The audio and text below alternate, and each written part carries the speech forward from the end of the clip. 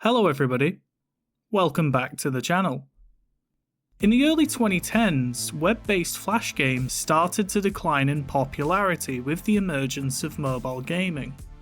Rather than only being able to play games on a console or home computer, people were now able to play games wherever and whenever they wanted, leading to many indie devs making the move to monetize their work much more easily. However, this didn't completely stop the development of amazing flash games. In just 2011 alone, we saw the release of some of the best flash games: Learn to Fly 2, Duck Life 3 Evolution, Cactus McCoy, Burrito Bison, and the topic of this video, Mega Miner. Mega Miner is a mining-based resource gathering game, where the resources gathered by the player are then sold to purchase upgrades and other items for their mining pod. This then allows the player to dig deeper and find more expensive materials, with the game's ultimate goal of completing every mission. Any of you who did watch my previous video on Motherload will probably recognise that description. If you haven't watched my last video, then you should watch it after this. I mean it. It's no secret that Mega Miner took heavy inspiration from Motherload in terms of its gameplay. However, I think the differences between the games still allow Mega Miner to shine through, despite the massive difference in notoriety and influence between the games. First of all, the game itself has no story and no real ending. Whilst the ultimate goal is to complete all of the missions in the game, there's no direct ending or cutscene like there is in Motherload. Secondly, the art styles are completely different. Mega Miner has a much more cartoonish art style and casual feel, whereas Motherload has a darker colour palette that matches its harsher atmosphere. And finally, there's no combat at all. The game is purely about mining and completing the missions, so no unexpected boss fights here. Said missions are the main focus of the game's speedruns. Therefore, I'm going back to my speedrunning roots and taking a different course in this video. Rather than simply discussing and reviewing the game, like I did with Motherload, I'm going to explain how I obtained every single Mega Miner speedrunning world record. So, sit back, relax, and enjoy the video. Now, for any of you who have never played this flash game, it probably won't make any sense when I explain what I did to get each world record. So, for those of you who just want to get to the speedrunning part of the video, please skip to the time on screen. Now, let's begin. After starting a new save, we get given a basic tutorial and $300. Then, we start off by digging down and finding our most basic resources, coal and iron. We then sell these at the shop here to earn some money. This can then be used to refuel our pod, repair our pod, and purchase upgrades and items. However, if we run out of fuel, or lose all of our health, we get rescued at a massive cost, so we want to minimise that as much as possible. As we progress further down, our pod's temperature begins to rise, preventing us from going deeper without losing health. Also, we're starting to see how limited our current drill, fuel tank, and cargo hold are. So we need to start purchasing some upgrades. The drill upgrades allow us to mine quicker, with the emerald drill allowing us to mine the lighter stone blocks, and the diamond drill allowing us to mine the darker stone blocks, both at a small health cost. The chassis upgrades increase our mining pod's max health. The fuel tank upgrades increase our max fuel, and the cargo upgrades increase the amount of resources that we can carry. However, the cooler upgrades require some extra explanation. Without an upgraded cooler, we can only go down 200 meters without taking damage from overheating. The fan upgrade increases this limit to 465 meters. The dual fan increases it to 725, The cooling system increases it to 1000, and finally the climate control upgrade means that we can go all the way down to the bottom of the map at 1215 meters without taking overheating damage. These upgrades start getting expensive very quickly, so we definitely need the more valuable resources to help purchase these. To help us navigate through our tunnels and to find more resources, we have the map. It does take up a massive chunk of the screen, and it also doesn't tell us what is around us, but it is still quite helpful. But this whole gameplay loop at this point is just getting a bit too slow. Thankfully, we can also use items to help us out. At a cost, of course. For $500 we can purchase a repair kit, allowing us to repair our pod by 50% of its max health whenever we like. This is very useful when mining a bit below our overheating depth limit, as I'll discuss in more detail later. We can also purchase extra fuel for $500, which allows us to refuel our pod by 25% of our max fuel. Then, for $250 we can purchase a sonar pulse, which provides vision in a circle with a 7-block radius from the centre of our pod, allowing us to spot valuable resources at a larger distance. For $1,250 we can purchase a teleporter, which allows us to return to the surface at any time. Then we can use the teleporter at the surface to return back to the same point underground. And finally, we can purchase dynamite for $300. This blows up every dirt or stone block in a 3-block radius in 1-block stages, leaving behind resources.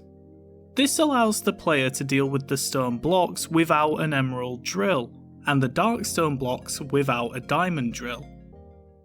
But you might be thinking, what about those missions you mentioned earlier? Well, I'm glad you asked. There are 18 missions in total, each with their own reward. But these 18 missions can be designated into 4 categories, each with their own speedrunning leaderboard.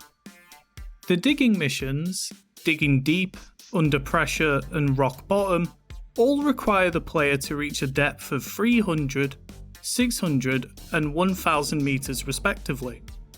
The rewards from each of these are $1,500, $8,000 and $12,000 respectively. The mining missions are also very simple, with the player having to mine 20 coal, iron, silver, gold, sapphire, emerald, ruby and diamond, with these rewards. The scavenging missions each require the player to find specific things in the underground, with each mission rewarding us with $10,000. Black Box requires us to, unsurprisingly, find a black box. Lost King requires the player to find the ancient remains of a king buried long ago. Treasure requires the player to find 4 pieces of loot buried here by an old bounty hunter. These are a treasure chest, a scepter, a necklace, and a chalice. Finally, we have giant gems, which requires the player to find 10 giant gems underground. With our limited vision, sonar pulses are invaluable when looking for these scavengers. The excavation missions, Explorer, Prospector, and Excavator, require the player to clear 5, 10, and 25% of the map, each rewarding the player with $8,000, $22,000, and $50,000 respectively. So, the player can obtain a total of $174,700 from missions, which definitely helps towards buying every upgrade. There is another leaderboard for completing every single mission, which means that we've got to consider every mission with what we do across the run. However, I'll go into more detail when talking about the current world records and my subsequent runs. this only leaves 4 more speedrunning categories to talk about: $1,000, $10,000, and $100,000. Each require the player to have said amount or more in their bank. And finally, we have max upgrades, which is also pretty self-explanatory. But there is a key thing to consider in the rules. We only have to upgrade the drill, chassis, fuel tank, cooler, and cargo hold to their max level.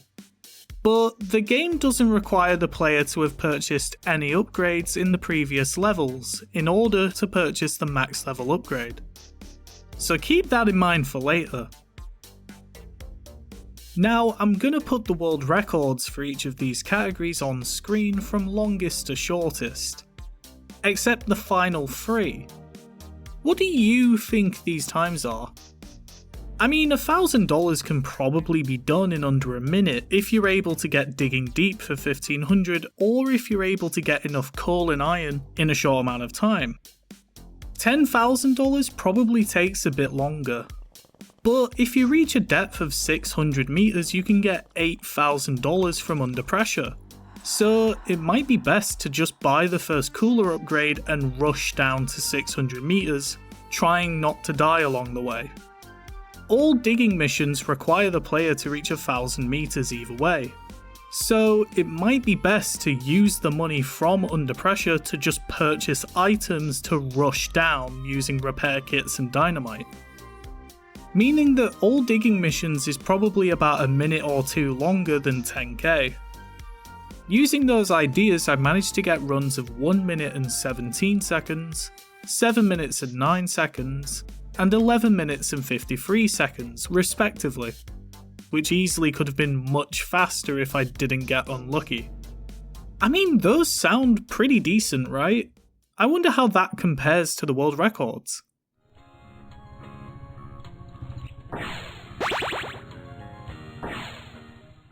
Oh. That's right, everybody. We've got a glitch to exploit. Whoa! Okay, I'll calm down. So, what's actually happening here? Why is Haunted Pixel able to use a teleporter in a new save without purchasing one? If I just start a new save, I can't do that. Well, this is actually pretty simple to explain. Over a year ago, Hercules Bench Press discovered the teleporter glitch. By using a teleporter on a previous save and then starting a new game, the game has been tricked into thinking that there is a teleporter at the same location as the previous save, allowing them to teleport. Because of the teleporter's location, this gave them $1,500 for completing Digging Deep. However, Haunted Pixel applied this glitch by using a teleporter placed below 1,000 meters, completing every digging mission in a single second. This also gave them $21,500, completing the $10,000 run at the same time. So, this glitch means that the world record for these 3 categories is only a single second, which can't be beaten. But it can very easily be tied. Right, that's 3 world records down. 6 to go. Haunted Pixel then applied this glitch to the $100,000 run, giving them a time of 53 minutes and 21 seconds, which they later optimized to 38 minutes and 31 seconds. As of recording, this run hasn't been accepted on speedrun.com, but I'm going to consider it as the unofficial official world record. So, let's quickly go over this run. After using the teleporter glitch to complete all of the digging missions, they teleport back to purchase the ruby drill, the 10-litre fuel tank, and the 15 cargo upgrade. Then, they use those upgrades to mine some coal and iron in order to purchase a cooler upgrade. A few minutes later, they manage to find the black box, allowing them to purchase the 20 cargo upgrade. From there, the run can pretty much be summarised as saving for the cooling system upgrade, and then mining around the 800 to 1000 meter level to eventually reach $100,000. There are some gameplay mistakes across the run, but I think that there's an even bigger issue. It took them over 15 minutes to reach 1005 meters, where the teleporter could have been placed for the teleporter glitch. Since the resources at this level are quite valuable, why not just purchase a cooling system for $18,000 using the $21,500 at the start of the run? Then you'd be able to mine just above 1000 meters without taking any overheating damage. This would, in theory, save a lot of time, at the cost of a less upgraded mining unit. But still, you don't really need to spend that much money on the necessary upgrades and items. And you definitely don't need to buy this many upgrades. So what am I gonna do? Well, using the remaining $3,800, I'm gonna purchase a sapphire drill for $600, a medium chassis for $2,000 for some extra health, a 10-litre fuel tank for $400, and 15 units of cargo for only $750. With these upgrades, I should be more than okay at the start of the game to mine at the 1000 meter level. So, let's get that world record. Oh, should have considered that. Okay, quick change of plan. I'm going to purchase 2 dynamite instead of 15 units of cargo so I can actually start a goddamn run. Then I can just use the money from my first haul to purchase the 15 cargo upgrade and some more dynamite to deal with these rocks. Once I get a bit more money, I can then also purchase repair kits so I can go deeper and look for some diamonds, as the $10,000 reward from Diamond Miner would put me 10% of the way there. And then I can just rinse and repeat to 100,000. You may have noticed that the splits on the top left actually say $100,000 plus all upgrades, which should have actually said max upgrades, but ah well. So let's quickly talk about that. The world record for max upgrades is 1 hour 42 minutes and 10 seconds by DatCboy, the only moderator on the speedrun.com page. This was done in their long play session, so there's not really too much to say about it from a technical perspective, but since there's no other submissions, that makes it the de facto world record. The most expensive upgrade is the diamond drill for $80,000, plus the max chassis upgrade is only $22,000. So why not combine the 2 runs? Sure, it's probably a bit slower than doing them separately, but if I can just get to $102,000 to buy both upgrades, then focus on getting the final fuel, cooler and cargo upgrades, then that should still be pretty fast, right? Anyway, back to the run. After getting Diamond Miner, I started to run out of stuff near me. So I went back up to 1000 meters to not need to spend as much on repair kits, and I essentially just mined as many gems as I could find. From there, I managed to get an extra $8,000 from Explorer, helping me eventually reach $100,000 in 14 minutes and 19 seconds. This time isn't too bad, but if I did more runs I could definitely improve it.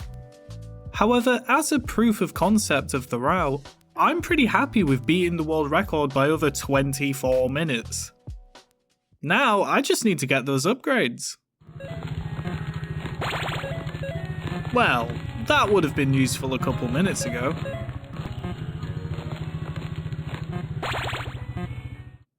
Okay, that's not funny. Now, here's where I screw up a bit. There wasn't too much point in buying the max fuel tank before the max cooler, as with only 15 units of cargo, my trips are quite short. Because of this, I had to spend even more money on repair kits than I would have if I just bought the max cooler, wasting a fair bit of time. Oops. Because I had to spend more on repair kits, I really couldn't find much to collect below 1000 meters when working towards the max cooler. I eventually purchased it 28 minutes into the run after having to rely on mining at the 900 to 1000 meter level. This was a full 10 minutes after buying the max fuel tank. If I had bought the max cooler first, I would have saved so much time. Over the next 4 minutes, I only managed to earn about $14,000, excluding the $22,000 from completing Prospector. If I had managed my money better, I probably would have finished the run right there. But regardless, after mining some more, I managed to finish with a time of 34 minutes and 47 seconds, saving over an hour compared to the world record. However, I think that this run in particular is especially beatable because of my mistakes. But still, that's already 5 world records down. 4 to go. As you can see from the remaining missions in that run, I could have gotten Coal Miner and Iron Miner to also get all mining missions done. However, I knew that if I just randomly attached it to this run, then it would have just been incredibly easy to beat. Plus, I would have just lost time in the other categories anyway. So, I did it on its own. Hercules Bench Press's world record doesn't use the teleporter glitch, and there's nothing else really notable to talk about. Therefore, this run can immediately be optimised by starting it in the same way that I did for the $100,000 run. Also, since I just need to mine 20 of each resource, I can use the money rewarded from the missions however I like, rather than worrying about reaching a total or buying upgrades. At 1000 meters, every resource from silver to ruby is available, so I mined around here for a bit for some early cash and then went down to grab diamonds like I did in the last run. Not off to a great start. To make matters worse, I also forgot to purchase the 15 cargo upgrade, which would have made my mining trips more profitable.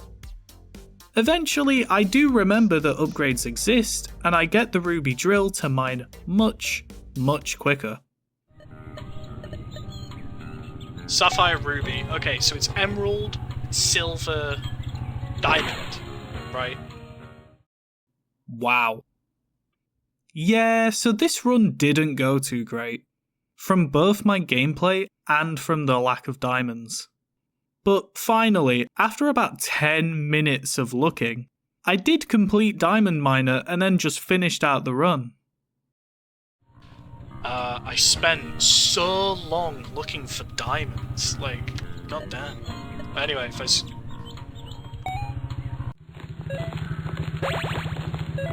Yay, now we're done. Fucking Christ, man.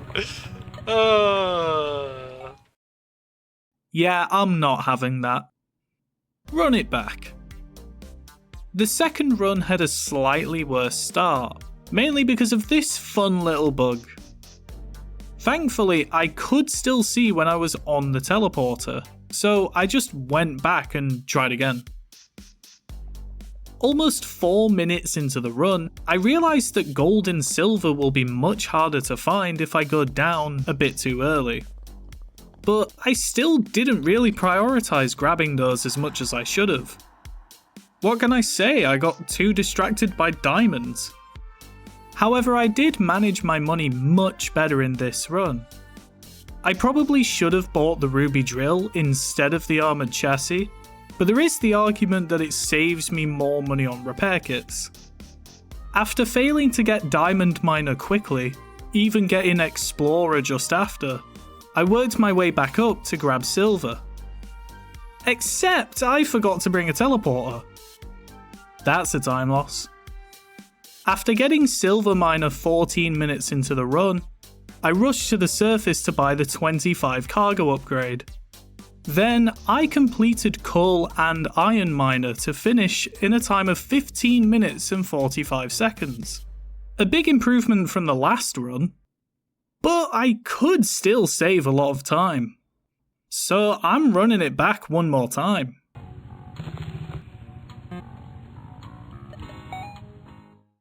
Okay, one more time. This time I decided to stay at this level for a while longer, and I'll let past me explain why. I need to dig at this upperish level for a little bit, right? Because I need gold, I need silver, I'm gonna get the gems elsewhere as well, but I also do need money, so it's a combination of getting all of that.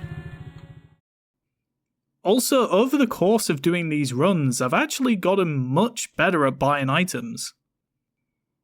By focusing on silver early, I did miss out on some early rewards from the other mining missions. However, I was mining a pretty good variety of everything, so that wasn't an issue for too long. Being able to buy the ruby drill this early put me in a really good spot. At that point in the run, I really just needed to find some diamonds. That's more like it. Even still, I did run into a bit of a dry streak, with diamond miners still taking a couple minutes longer than it should have. But from there, I was locked in. 13 minutes and 45 seconds. That's less than half of Hercules bench press's time. I 100% think that this run could be done in less than 10 minutes, because of those goddamn diamonds. But for now, I'm pretty happy with this time. Now, just 3 more world records to go. In order for us to tackle these remaining world records, we have to review Ganondorf's All Missions run. This run is quite old, as it predates the teleporter glitch by over 2 years. However, this is still quite a solid run. They actually ignored grabbing coal in the beginning of the run in order to have more profitable mining trips. However, in my opinion, the longer tunnels probably lost them more time compared to just mining straight down as much as possible. After getting Iron Miner, they purchased the Fan Cooler upgrade and then used the money from digging deep to buy the Sapphire Drill and a teleporter. From that point, the run pretty much went the same as Hercules bench presses all mining missions run. However, Ganondorf does get quite lucky finding one of the 4 treasures and one of the 10 giant gems quite early on. After getting all digging missions just under 18 minutes into the run, Ganondorf mined around the 1000 meter level like I've been doing in the other runs, but with a more upgraded mining pod. Shortly after, they found one of the treasures, a giant gem, and another treasure a few minutes later. However, things started to slow down quite a bit, despite this massive boost in upgrades and cash. By not using dynamite more frequently to clear out more of the map, they only managed to complete Explorer in about 28 minutes into the run. Plus, occasional mistakes, such as not buying a spare teleporter and mining diamonds with a full cargo hold, lost them even more time. Over the course of about 15 minutes, Ganondorf saved up $80,000 to buy the diamond drill, which was probably their single biggest mistake in their entire run. Sure, it's useful to be able to mine the darker stone blocks, but $80,000 can pay for about 267 dynamite, which could potentially clear out 25% of the map on their own. With the diamond drill, they started using their money on items to traverse the map in vertical strips, using sonar pulses to examine a wide area in order to find everything for the remaining scavenging missions. Not too long after starting to mine this way, they found the last treasure. They did somewhat abandon this method when reaching their tunnels from earlier in the game. Since most of the area was already explored, they just had to explore the remaining pieces, rather than mining in vertical strips. At 50 minutes into their run, they completed the Prospector mission. Then, after a good bit more mining, they finally managed to find the Black Box and the Lost King. And then, after collecting the final giant gem, they obtained the all scavenging missions world record at 1 hour, 4 minutes and 28 seconds into the run. Since there's no actual submissions on the speedrun.com leaderboard, this is what I'm considering to be the world record for that category. With those missions done, Ganondorf then bought as much dynamite as possible and used it almost continuously in their tunnels, picking up their final mining mission, Coal Miner, in just a couple minutes. A couple minutes later, they finished their final mission and obtained the all excavation missions and all missions world records with a time of 1 hour, 12 minutes and 7 seconds. All in all, this was a pretty good run, but not good enough. After getting a pretty good start to the run, I got a good few profitable mining trips, which would have been even better if I'd remembered to buy the 15 cargo upgrade earlier. But still, I had a blistering start, having found a giant gem only 2 minutes and 15 seconds into the run, and the second one only a minute later.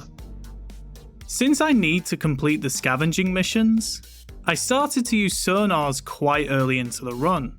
So even if I couldn't find any scavenge, I could still find a couple diamonds or rubies, making a profit. After a little while, I purchased the ruby drill, speeding up my mining significantly, at the cost of still needing dynamite for darker stone blocks. After running out of fuel, I lost all the money that I had in my bank and I respawned at the surface. This was undeniably a time loss, but I still split for the underground digging missions at about 7 minutes into the run. This split just meant that I've gained enough money and upgrades to feel confident with vertical strip mining to start looking for scavenge. This almost immediately paid off, with me finding the black box, another giant gem, and the first treasure. Soon after, I teleported back to the surface at a depth of about 600 meters. This was because I could still reach the surface with fuel to spare at this depth. So I could mine up to the surface, sell my haul, teleport back, create a new vertical strip, and repeat. However, I didn't keep good track of how many sonars I had. Ah well, I still managed to get Explorer in only 11 minutes and 45 seconds, much faster than Ganondorf. After collecting my 4th giant gem at just over 14 minutes into the run, I continued with the same loop of vertical strip mining for a good while, not really finding anything useful. However, I ran into a bit of an issue. I'm out of money. So I did a quick mining trip around 700 meters, collecting sapphires and gold to afford the sonars for the next mining strip where I happened to find the 5th and 6th giant gems. Then, after a bit more mining, I completed Prospector at only 24 minutes and 10 seconds into the run. After purchasing the 20 litre fuel tank and some more items, I finally found the 2nd and 3rd pieces of treasure, with the 7th and 8th giant gems not too far behind. Now, at this point, I've only got 4 more things to find to complete all scavenging missions. So I was just so close to blitzing through the rest of the run. Except for the fact that nothing too much happened until I found the Lost King. However, I did find that at a good time, as I needed the money to purchase more items and continue searching for everything else. And then, at 40 minutes in, I found the final piece of treasure. Once again, I used the money to buy more items. Except I forgot to use my repair kits to heal my pod. Oops. Then I cleared out the bottom level of the map with a horizontal strip mine, in order to collect more diamonds and rubies, finally completing all mining missions. Very shortly after, I also found the 9th giant gem. It was so incredibly annoying that it was so close to where I was earlier in the run. But oh well.